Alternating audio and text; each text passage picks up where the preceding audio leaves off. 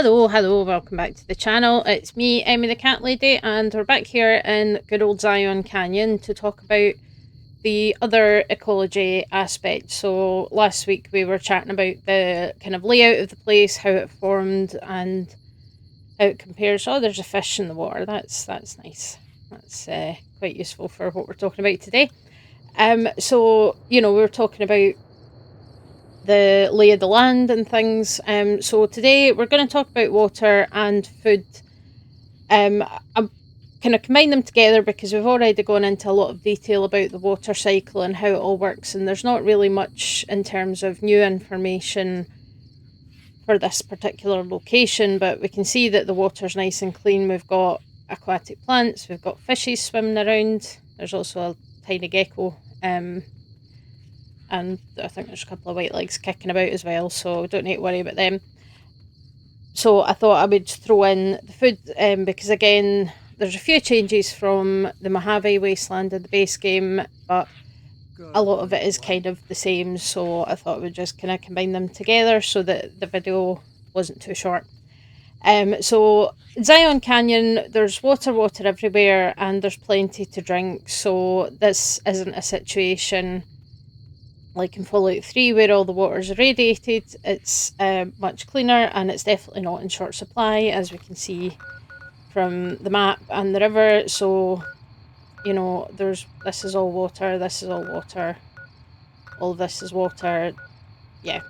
So we've got the river and various branches and things coming off of it. Oh, there's a giant green gecko up there as well. So we're going to be talking about that shortly. And there's also plenty of rainfall. So again, as we talked about, and we got a good demonstration of it last week, this is the first time in a Fallout game where there is rain as a weather event, as in this DLC, which is kind of cool. And there is enough rainfall to keep the water levels and everything topped up here. So it means that life is doing pretty well, all things considered, which is nice. And the water is radiation free, so it's nice and clean, but you can see it doesn't give any rads or anything. That little guy's a bit angry, but yeah, you're terrifying, so scary. Anyway, so the water's nice and clean, and that's the case everywhere. There's really no way of acquiring rads in this DLC other than eating the pre-war packaged food that does have a little bit of rads in it, but otherwise you just don't find it. But that's not to say that there wasn't any impact from the nuclear bombs. There was no direct attack on the area, but places nearby were targeted, like Salt Lake City, which is Utah's state capital. And the fallout did blow into the national park and brought a lot of radiation with it, which did kill off a lot of the plant life and the wildlife. And thanks to the survivalist Randall Clark, we do actually have a really thorough account of what happened, and hopefully this is the save file, I think it is, which means that we should have, we've got the notes here. So Randall Clark, the survivalist, gives us a really good kind of account of what happened here in the immediate time period after the bombs, and then for quite some time after that. He lived for a very long time in this place, and as I mentioned last week, his story is fascinating. I would highly recommend you check it out. Either check it out for yourself, or I have done a video on the topic, and I think some other awesome YouTubers have also done videos on the topic of Randall Clark. It's a brilliant story. But he is a army veteran, and he was a survivalist, so he liked going hiking and camping in the wild and all that kind of stuff. So he was actually here and on his way home when the bombs fell. And then when he realised that Salt Lake City was basically obliterated, he turned back and kind of made a life here in Zion. So he kept a journal which you can visit. He's got several camps across the area that you can visit, and caves and such. And he kept a journal about everything that happened. So it's really quite a detailed account of things. So he basically walked. His truck broke down because of the EMP from the bombs, so he walked for 5 days to get back here to Zion, which is, kind of there. And he talks about what happened, and he saw there was this old couple that were driving that were blinded by the flash, and he put them out of their misery, which is quite sad, but that was the kind of situation that was happening. But if we scroll down to later this year, so the 31st of October, so that is 8 days after the bombs, and he's talking about black rain falling outside and the Geiger counter is jumping. He's feeling quite despondent, understandably, in this situation, but he's saying that I should just let it end. I should just let the rads kill me, whatever, what's the point in me continuing? But he starts bottling water from the back of the cave anyway. And then he's kind of stuck in this cave for a period of time. They can't hear anything outside, so he could be completely alone for all he knows. But he can't leave the cave because the Geiger counter goes up to lethal levels of radiation 15 feet from the mouth of the cave. So radiation runs out, goes down before the water runs out, or he's not leaving the cave. So he's not too great. And then we get into the next year, which is January 2078.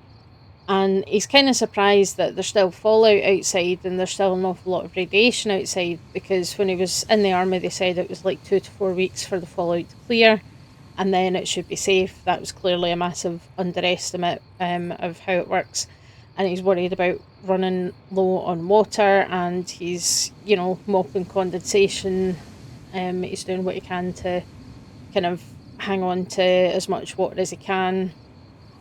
But the food stocks are okay, because some of the caves that he's been camping in were part of the US Geological Survey, so they left equipment behind, they left a few things behind and some food supplies, so he's kind of living off of that. And then a few days later, there's a windstorm outside that he can hear that lasts for a couple of days, and then the radiation drops by 500, so he's seen that something has changed.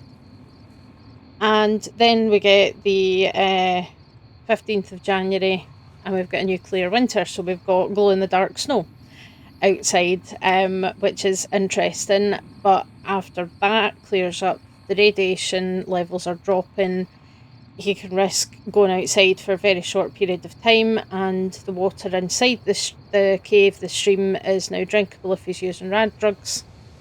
So the radiation levels are actually starting to come down now, and he can risk kind of going out a little bit and things like that. But he's obviously very aware of the risks, and he's got a Geiger counter, so he's being careful. But he's then kind of concluding that he's alone, basically, that there's nothing else alive outside at this point. But that does change, because a few years later we have this one, and the comeback goes on. So prickly pear is the list of survivors with honey mesquite and banana yucca. So odd nodules and mutations, but they're safe to eat, and he's harvesting carefully, which is important to note. He's aware that, because these plants are returning, he can at least get some fresh food, but if he takes too much, he risks killing them off, and obviously that would be a problem for him. So, the plants are coming back, and then shortly after that, he finds there's some little stinging flies. We don't really know exactly what they were. Dragonfly size that zaps them midair and scoops them up, something new. Don't really know what that is, because it seems to have disappeared by the time we get here. But he's found a family of bighorn sheep, so now he knows. He's seen some tiny lizards. They're probably the geckos that are still to evolve into the geckos that we know. But, he's thinking, a few years, if they get a chance to breed and replenish their numbers, then there's fresh meat, there's hides, and there's horns, all useful sort of byproducts of sheep. So it's looking kind of hopeful at this point, which is good, because this guy, I mean, certainly, if you really dig into his story, he's contemplating suicide a lot over the years, but he never actually does it. And his survival instincts kind of kick in, and he's planning for food, and he's planning for water and how to survive, and he's setting himself up with all these different camps and things. So, he's quite happy. And by the time we get here, all the radiation is gone. So the winds and the storms that kind of blew all the fallout out of Zion again. So it allowed for the wildlife to recover and to thrive here in a way that hasn't happened elsewhere in the continental US after the bombs fell. And it meant that Zion retained the qualities that suit its name.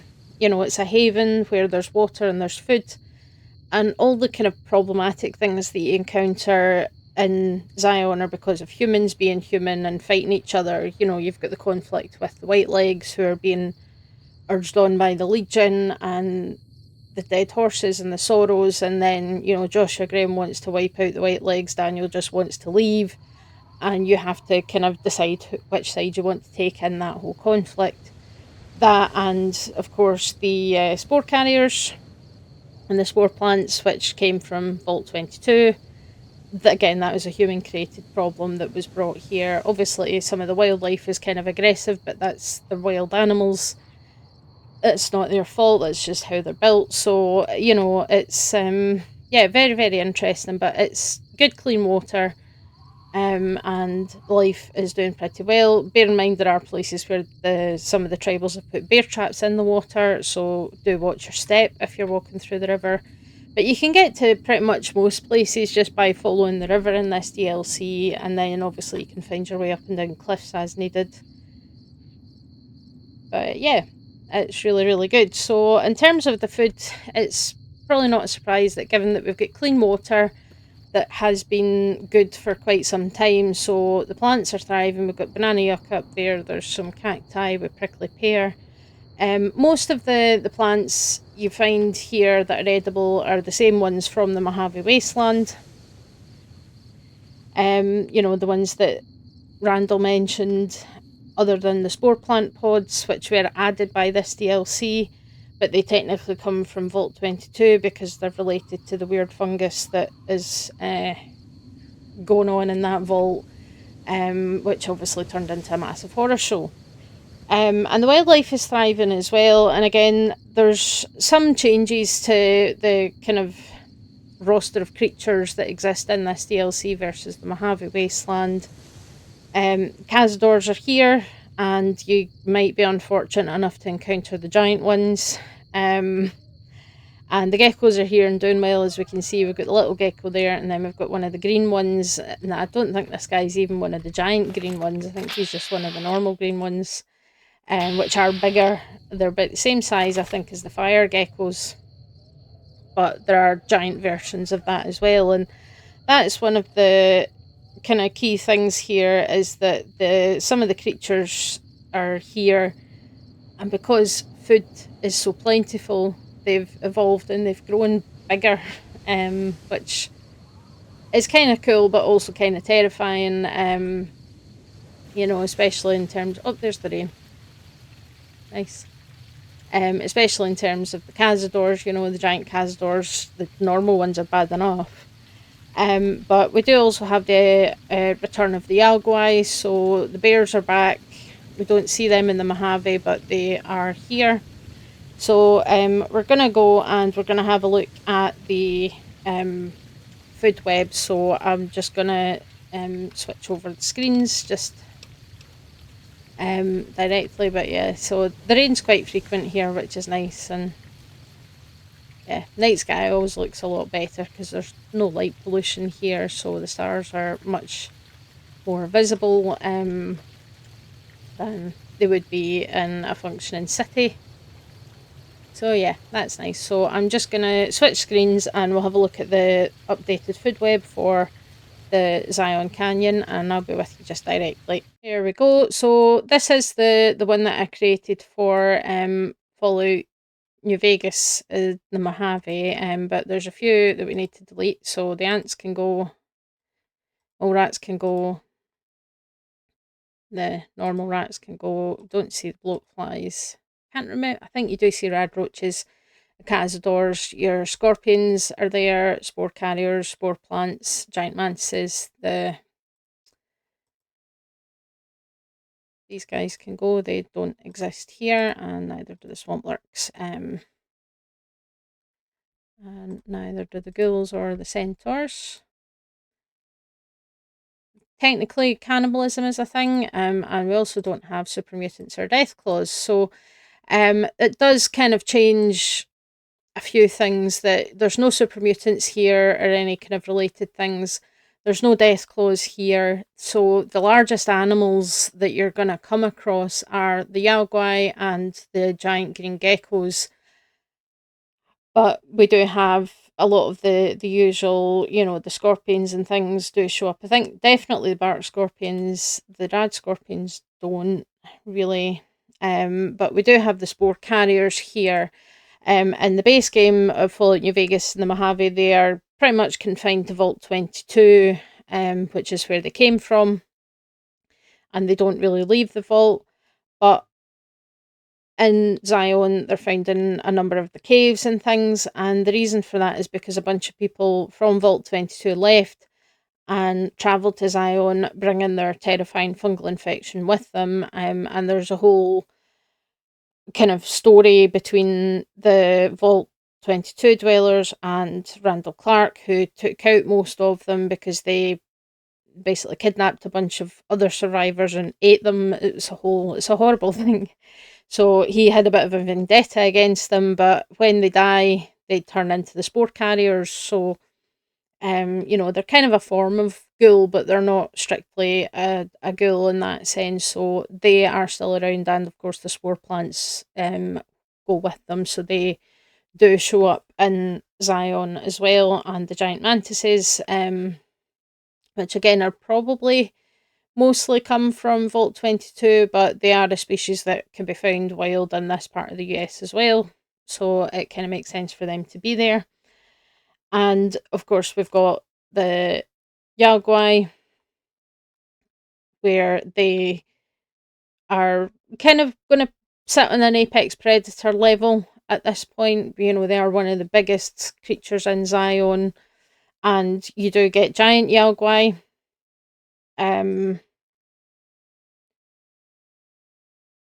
They're quite rare to see, but you do see them. So there is one little set piece. So when you meet Follows Chalk for the first time, beginning the DLC, you see a little scripted event where a giant yaguai kills a green gecko upon a rock in front of you. And they tend to live near the Red Gate area.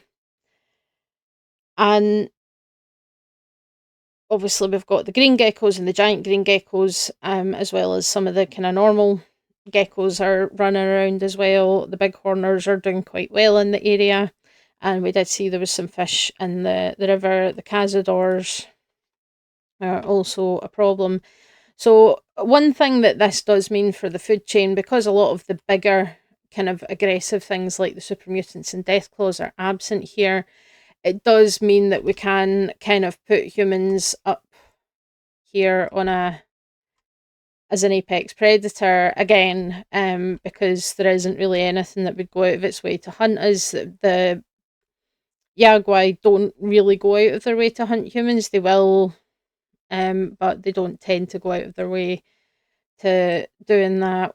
Well, the death claws and the super mutants, less so for the West Coast super mutants, but the death claws certainly are more than happy to take out any humans that they come across. And I say there is some hints of cannibalism. Certainly the Vault 22 dwellers did do that.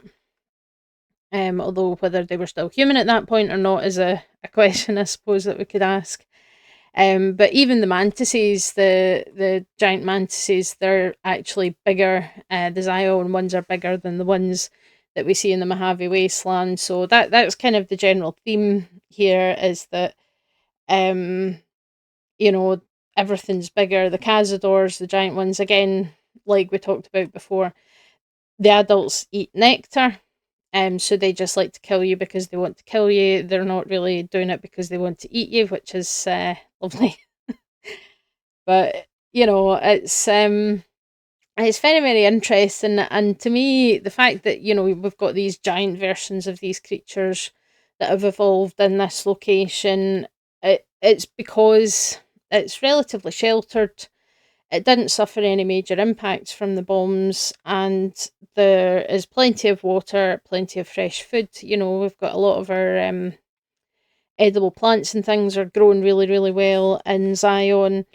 So it does allow for these kind of unique and larger versions of these creatures to evolve. Radiation likely did play a role in starting the process, but the abundant resources continue to fuel it, because one of the things and one of the main drivers for evolution of species is how available food is, how available water is, how available shelter is, and the presence of predators.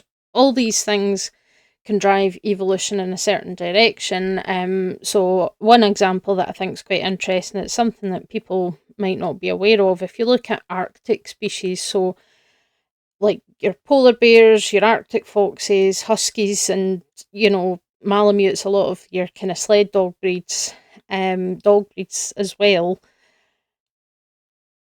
You might have heard the advice that if you're in the Arctic, don't eat a polar bear's liver, or don't eat the liver of any polar animals. And the reason for that is that you can suffer from vitamin A toxicosis or copper toxicity, and it's because vitamin A and copper are really, really hard to find in the Arctic region. So the animals that have evolved to live there have evolved to store massive amounts of vitamin A and copper in their liver, without it becoming toxic. But it means that for species that are not adapted to living in those environments, there's too much there and their bodies can't handle it, and then that causes disease. But these animals have essentially evolved this ability to preserve these essential kind of micronutrients, because they need to hang on to whatever they can get of it so that they have enough when it isn't as available in their food. So that's a real driving force for evolution, and it's something that doesn't.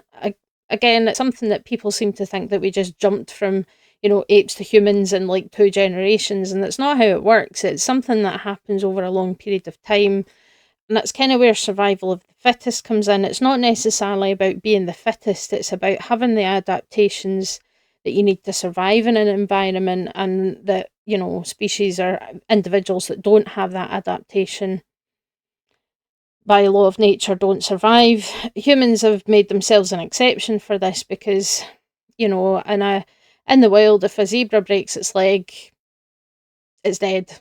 But we can treat that, and that's one of the first indications of civilization is healed injuries like that, because that means that that individual has suffered an injury but has been taken care of and survived long enough for the injury to heal, instead of just being left to die. So that's the kind of important thing to note here.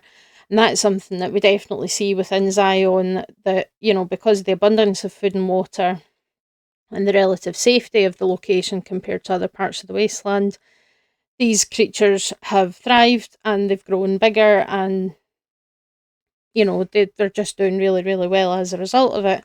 So Zion has proven to be a real haven for life in the polluted universe, and I think if there was no human conflicts happening in the region, it generally would be a really nice, safe place to live. But of course, how things pan out in that regard is really up to the courier and how they handle the ongoing war between all the tribes and the new Canaanites. So yeah, it's very, very interesting place, and I really like Zion as a DLC. I think it tends to be my favourite of the DLCs in Fallout, are the ones where you get taken to a new location where things are a wee bit different.